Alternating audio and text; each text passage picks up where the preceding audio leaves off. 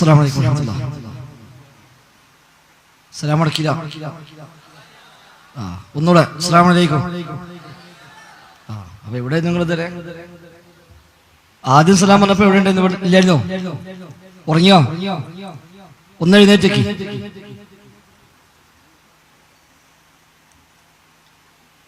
ഉച്ചക്ക് ആവശ്യത്തിലേറെ ഭക്ഷണം കഴിച്ചാൽ പ്രശ്നം ഉണ്ടാവും. ഉറക്കമില്ല എന്ന് ഉറപ്പുള്ളവർക്ക് ഇരിക്കാം.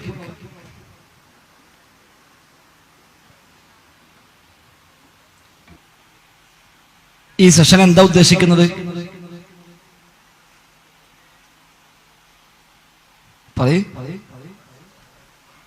പാനൽ ഡിസ്കഷൻ എന്ന് പറഞ്ഞാൽ എന്താണ് പാനൽ ഡിസ്കഷൻ?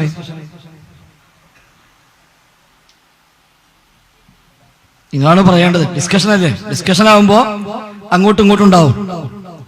ഒരു ക്ലാസ് ആണെങ്കിൽ ഒരാൾ പറയാൻ മറ്റോട് കേൾക്കുക. ഇത് ക്ലാസ് അല്ല, ഡിസ്കഷനാണ്. അപ്പൊ നിങ്ങൾക്കുള്ള ഒരുപാട് സംശയങ്ങൾ, ആശകൾ, ആശങ്കകൾ എന്നിവ പങ്കുവെക്കാനും അതിനുള്ള ഒരു വിശദീകരണം, ഒരു മറുപടി ലഭിക്കാനുമുള്ള സെഷനാണ് ഇൻഷാ അല്ലാഹ് പാനൽ ഡിസ്കഷൻ കൊണ്ട് ഉദ്ദേശിക്കുന്നത്. ഇവിടെ ക്വസ്റ്റ്യൻ ബോക്സ് ഉണ്ടായിരുന്നു. അതിൽ ചോദ്യം ഇട്ട കുട്ടികൾ കൈവെക്കുക. ആ ബോക്സിൽ ചോദ്യം ഇട്ടവർ. ശരി. അപ്പൊ നേരത്തെ പറഞ്ഞ പോലെ ചോദ്യമിട്ട എല്ലാവരുടെയും ചോദ്യത്തിന് ഒരുപക്ഷെ ഉത്തരം കിട്ടണം എന്നില്ല. എന്നാലും അടിസ്ഥാനമായി പ്രതിപാദിക്കപ്പെട്ട വിഷയങ്ങളൊക്കെ ഇൻഷാ അല്ലാഹ് ഇവിടെ വന്നു പോകും.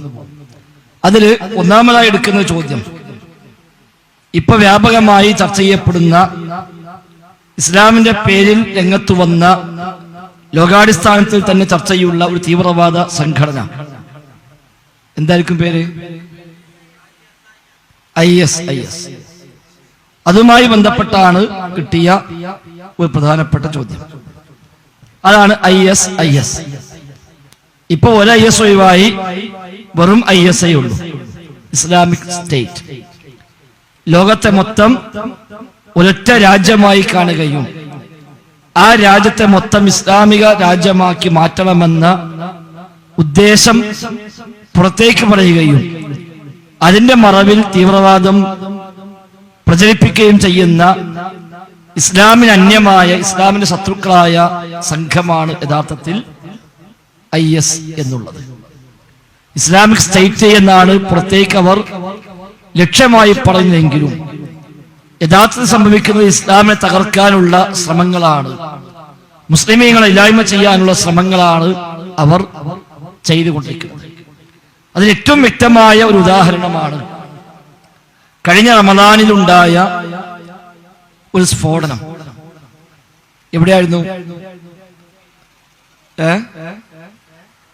കഴിഞ്ഞ റമദാനിൽ ഇവിടെ ഇല്ലേ? പത്രം വായിക്കല്ലേ? പത്രത്തിൽ വെറും സ്പോർട്സ് മാത്രമേ നോക്കുള്ളൂ? അല്ല, കഴിഞ്ഞ റമദാനിൽ മദീന പള്ളിയിൽ സ്ഫോടനമുണ്ടായി. ചാവേറായി പൊട്ടിത്തെറിച്ചു മദീന പള്ളിയിൽ. മുസ്ലിമീങ്ങളുടെ ഏറ്റവും പ്രധാനപ്പെട്ട കേന്ദ്രങ്ങളിൽ ഒന്നാണ് മദീന പള്ളി. 3 പള്ളികളാണ് ഏറ്റവും മഹത്വമേറിയ പള്ളികൾ. ഒന്ന് പറയേ ഒന്ന് മസ്ജിദ് ഹറാം. ഇത് ഡിസ്കഷനാണ്, അപ്പൊ അങ്ങോട്ടും ഇങ്ങോട്ടും ഉണ്ടാവും. 1 മസ്ജിദ് ഹറാം, 2 മസ്ജിദ് നബവി, 3 മസ്ജിദുൽ അഖ്സ. ഗേൾസ് ആണ് പിന്നെയും പറയണത്. ഒരു ശബ്ദം ഇങ്ങോട്ട് എത്തുന്നില്ല മാത്രം. ഒരു പറയുന്നുണ്ട്, ശബ്ദം ഇങ്ങോട്ട് എത്തുന്നില്ല. ബോയ്സ് ശബ്ദം എത്തുന്നുണ്ട്, പക്ഷെ ആൻസർ ആണോന്ന് ഉറപ്പില്ല. 1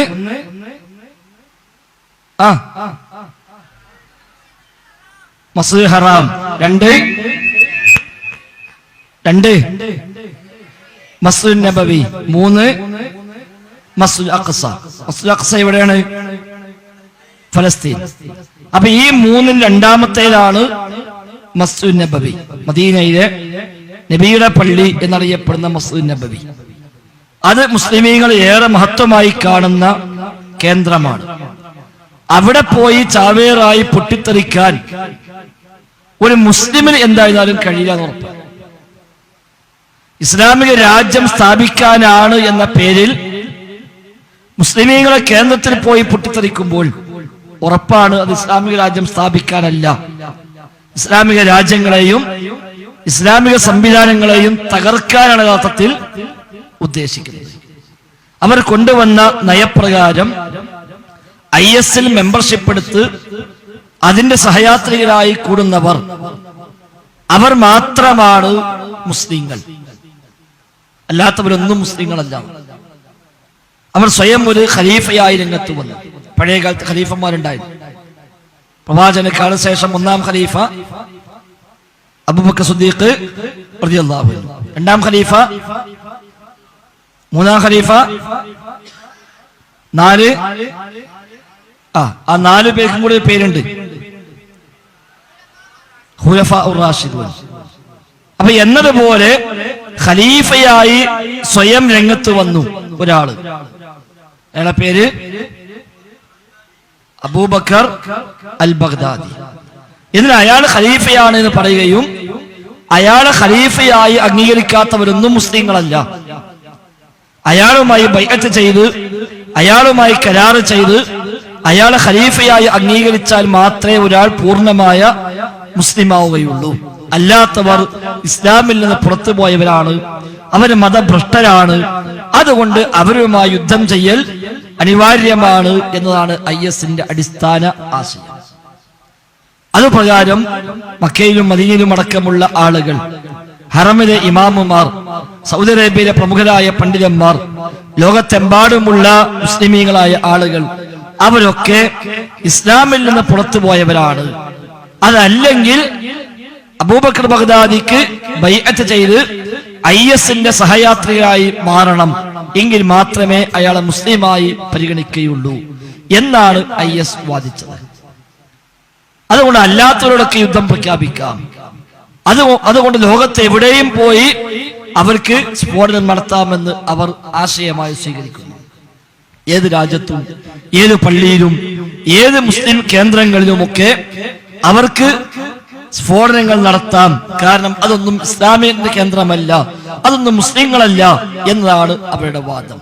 സൗദി അറേബ്യയിലെ ഉന്നതരായ പണ്ഡിതന്മാരെ പോലും അവർ മതത്തിൽ നിന്ന് പുറത്തുപോയവരാണ് എന്ന നിലക്കുള്ള വിശദീകരണങ്ങൾ ഇത്തരം ആളുകൾ നിർവഹിക്കുകയുണ്ടായി. അതുകൊണ്ട് തന്നെ യഥാർത്ഥത്തിൽ IS എന്നുള്ളത് ഇസ്ലാമിക സംഘടനയല്ല. ഇസ്ലാമിനെ എതിർക്കാൻ, ഇസ്ലാമിനെ തകർക്കാൻ വേണ്ടി ബോധപൂർവം ആലോചന ആളുകൾ പ്ലാൻ ചെയ്ത് ഉണ്ടാക്കിയ ഒരു സംഘം മാത്രമാണ് IS എന്ന് മനസ്സിലാക്കാൻ പ്രയാസമില്ല. അതാണ് അവരുടെ ഓരോ പ്രവർത്തനങ്ങൾ വീക്ഷിക്കുമ്പോൾ നമുക്ക് കൂടുതലായി ബോധ്യപ്പെടുന്നതും. ഇസ്ലാമിനെ കരിവാടിത്തേക്കാൻ അവർ ശ്രമിക്കുന്നു. എന്നിട്ട് ആ വീഡിയോകൾ, അവർ സ്ഫോടനം നടത്തുന്ന രംഗങ്ങൾ അത് വ്യാപകമായി വിതരണം ചെയ്ത് അതൊക്കെ ഇസ്ലാമിന്റെ പേരിൽ പ്രചരിപ്പിക്കുമ്പോൾ ഇതൊക്കെയാണ് ഇസ്ലാമെങ്കിൽ ആ ഇസ്ലാം മോശമാണ് എന്ന് തീർച്ചയായും വരുത്തി തീർക്കാൻ കഴിയും എന്നാണ് അവർ വിചാരിക്കുന്നത്.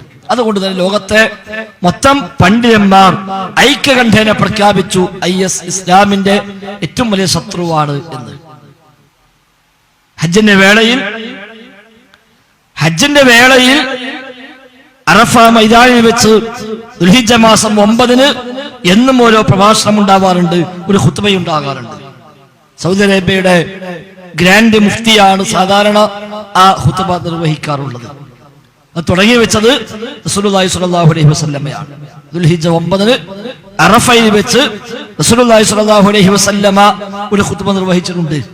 എന്താ ഖുത്ബന്റെ പേര്? പറയ്. ഖുത്ബത്തുൽ, ആരോ പറഞ്ഞല്ലോ, ശരിയാണ് പറഞ്ഞോ, ശരിയാണ് പറഞ്ഞു, ശരിയാണ്. തെറ്റൊന്നൊരു ബേജാറാണ്. ഖുത്ബത്തുൽ വിദാ അതാണ് പറഞ്ഞത്. വിടവാങ്ങൽ ഖുത്ബ, വിടവാങ്ങൽ പ്രസംഗം. അതാണ് ദുൽഹിജ്ജ 9 അറഫയിൽ വെച്ച് നബി തങ്ങൾ നിർവഹിച്ചത്. ശേഷം എല്ലാ വർഷവും അത് ആവർത്തിക്കുന്നു, സ്ഥിരമായി അത് അവിടെ നടന്നുകൊണ്ടിരിക്കുന്നു. അതില് അറഫയിലെ ഖുത്ബയിൽ വെച്ച് ലക്ഷക്കണക്കായ ഹാജിമാരെ സാക്ഷിയാക്കി അവിടുത്തെ ഗ്രാൻഡ് മുഫ്തി പ്രഖ്യാപിച്ചു IS ഇസ്ലാമിന്റെ ശത്രുക്കളാണ്. IS ഇസ്ലാമിന്റെ ശത്രുക്കളാണ്. അതുകൊണ്ട് ഇനി അവർ ആയത്തോതി പറഞ്ഞാലും ശരി, ഹദീസ് ഉദ്ധരിച്ചാലും ശരി, വലിയ വലിയ പണ്ഡിതന്മാരുടെ ഗ്രന്ഥങ്ങളിൽ നിന്ന് ചില കോട്ടിങ്ങൾ മിസ്യൂസ് ചെയ്തുകൊണ്ട് അവർ രംഗത്ത് വന്നാലും ശരി, അതൊന്നും ഇസ്ലാമാണ് എന്ന് പറയാൻ ന്യായമല്ല. അത് ഇസ്ലാമിന് വേണ്ടിയുള്ള പോരാട്ടമല്ല, അത് ഇസ്ലാം പഠിപ്പിച്ച പോരാട്ടമല്ല, അത് ഇസ്ലാമിനെതിരാണ്. ഇസ്ലാമിന്റെ അടിസ്ഥാന അധ്യാപനങ്ങൾക്ക് പോലും അത് ഘടകവിരുദ്ധമാണ്. ഏതൊരാളെയും അന്യായമായി കൊല്ലാനോ വേദനിപ്പിക്കാനോ പോലും പാടില്ല എന്നതാണ് ഇസ്ലാം പഠിപ്പിക്കുന്നത്. സസ്യങ്ങൾ പോലും മരങ്ങൾ പോലും വെറുതെ നശിപ്പിക്കുന്ന ശൈലികൾ ഇസ്ലാം അനുവദിക്കുന്നില്ല. അതുപോലെ ജീവികളെ ഉപദ്രവിക്കുന്നത്, ഏതു ജീവിയാകട്ടെ, ഒരു ജീവിയെപ്പോലും ഉപദ്രവിക്കുന്ന ഇസ്ലാം കുറ്റകരമായി തന്നെയാണ് കാണുന്നത്. മനുഷ്യന്മാരെ കൊല്ലുന്നത് വളരെ വലിയ പാപമായിട്ടാണ് ഇസ്ലാം പരിചയപ്പെടുത്തിയത്. അത് ജാതി ഏതാണെങ്കിലും മതം ഏതാണെങ്കിലും ഒരു മനുഷ്യനെ ഒരു കാരണവുമില്ലാതെ ന്യായമല്ലാതെ ഒരാളെ കൊല്ലുന്നുവെങ്കിൽ അത് വലിയ പാപമായി തന്നെ പഠിപ്പിക്കുന്നു. ഒരു മുസ്ലിമിനെ കൊല്ലുന്നുവെങ്കിൽ അത് വീണ്ടും അതിന്റെ ഗൗരവം വർദ്ധിക്കുമെന്നർത്ഥം. അതുകൊണ്ട് ഇസ്ലാമിന് വേണ്ടിയാണ് എന്ന പേര് പറഞ്ഞാലും ശരി, മനുഷ്യരെ കൊന്നെടുക്കുന്ന ആ ശൈലി ഒരിക്കലും അംഗീകരിക്കാൻ സാധ്യമല്ല. അത് ഇസ്ലാമികമായി ന്യായീകരിക്കാനും കഴിയില്ല എന്നാണ് അതുമായി ബന്ധപ്പെട്ട് സൂചിപ്പിക്കാനുള്ളത്. ഇനി IS വിഷയത്തിൽ ആയിരിക്കെന്തെങ്കിലും കൂടെ അറിയാണ്ടെങ്കിൽ ചോദിക്കാം, ലൈവായിട്ട് ഉണ്ടോ? എന്റെ കൈ പൊക്കിയാൽ മതി. അറിയാൻ വേണ്ടി ആകണം, വെറുതെ ആവരുത്. ഇല്ലെങ്കിൽ അടുത്ത ചോദ്യത്തേക്ക് പോകും.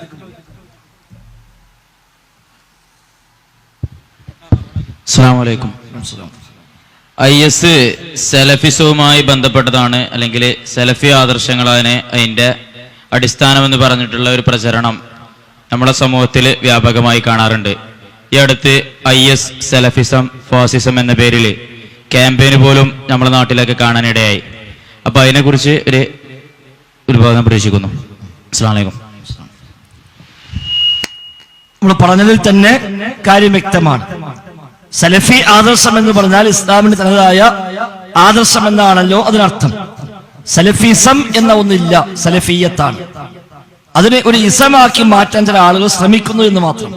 കമ്മ്യൂണിസം എന്ന് പറയുന്ന പോലെ, മാർക്സിസം എന്ന് പറയുന്ന പോലെ ഒരു ഇസമായി സലഫി മാർഗത്തെ മാറ്റുവാനാണ് ചില ആളുകൾ ബോധപൂർവം പരിശ്രമിക്കുന്നത്. എന്നാൽ സലഫി ഇസമല്ല, സലഫിയത്താണ്. മതത്തിന്റെ പ്രമാണങ്ങളെ മുൻഗാമികളായ ആളുകൾ എങ്ങനെ മനസ്സിലാക്കിയോ അങ്ങനെ മനസ്സിലാക്കുക, ആ രീതിശാസ്ത്രമാണ് സലഫിയത്ത്. അതുകൊണ്ട് തന്നെ ഇസ്ലാമിനെതിരാണ് IS എന്ന് പറഞ്ഞാൽ തന്നെ സ്വാഭാവികമായും ഏറ്റവും പ്രധാനമായി അത് സലഫികൾക്ക് തന്നെ എതിരായി മാറി. ഇസ്ലാമിന്റെ തനതായ ആദർശം ജീവിതത്തിൽ പാലിക്കുന്നവരാണല്ലോ സലഫികൾ. അതുകൊണ്ട് ഇസ്ലാമിനെതിരാണ് IS എന്ന് പറഞ്ഞാൽ സലഫികൾക്കും എതിരാണ് IS. അതുകൊണ്ട് തന്നെയാണ് IS ഏറ്റവും അധികം ലക്ഷ്യം വെക്കുന്നതും സലഫികളെ തന്നെയാണ്. സൗദി അറേബ്യയാണ് ഇന്ന് IS ഏറ്റവും അധികം ലക്ഷ്യം വെച്ചിട്ടുള്ളത്. സൗദി അറേബ്യയിൽ നാശം വിലക്കുവാനും അവിടുത്തെ ഭരണാധികാരികളെ മോശമായി ചിത്രീകരിക്കുവാനും അവിടുത്തെ പണ്ഡിതന്മാരെ മതഭ്രഷ്ടരായി കാണുവാനും ഒക്കെയാണ് പ്രധാനമായും അവർ ശ്രമിച്ചുകൊണ്ടിരിക്കുന്നത്. അവർ സലഫികൾക്ക് വേണ്ടിയാണ് പോരാടുന്നതെങ്കിൽ, സലഫി ആദർശം നിലനിർത്താനാണ് അവർ ശ്രമിക്കുന്നതെങ്കിൽ തീർച്ചയായും ആ രീതികൾ അവരിൽ നിന്നൊരിക്കലും ഉണ്ടാകാൻ പാടില്ലല്ലോ. അതുകൊണ്ട് തന്നെ സലഫി ആദർശത്തിന് വേണ്ടി അല്ല അവിടെ പോരാട്ടങ്ങൾ. സലഫി ആദർശത്തിന് വേണ്ടി ആണെങ്കിൽ ഈ രീതി ഒരിക്കലും അതിനോട് യോജിക്കുന്നുമില്ല.